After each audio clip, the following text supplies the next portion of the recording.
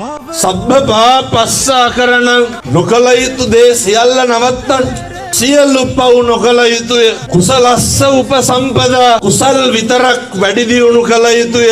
මොක නැතත් මේ දෙකවත් හෙට ඉඳන් පිළිපදින්න. වෛරකාරකම නවත්තන්න පුළුවන්. හිතවල තියෙන තරහව නවත්තන්න පුළුවන්. එකම ආත්ම භාවය පින්නතුනි මනුෂ්‍ය ආත්ම භාවය.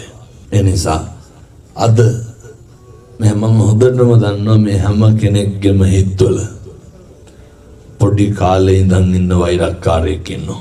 හැම කෙනෙක් ගාවම ඔය කියනවනේ දහම්දුරුනේ කාට කෙරුවත් අරුන්ට කරන්නේ නැහැ කියලා. ඔය කියනවනේ කාට දුන්නත් අරුන්ට දෙන්නේ නැහැ උන්ට දුන්නට වැඩක් නැහැ කියලා. වෛරක්කාරකම නැති කරන්න නම් අර ඉන්න තරහකාරයත් එක්ක තියෙන ගනුදෙනුව නැති කරලා දාන්න ඕන. වෛරක්කාර ගනුදෙනුව නැති කරන්න ඕන.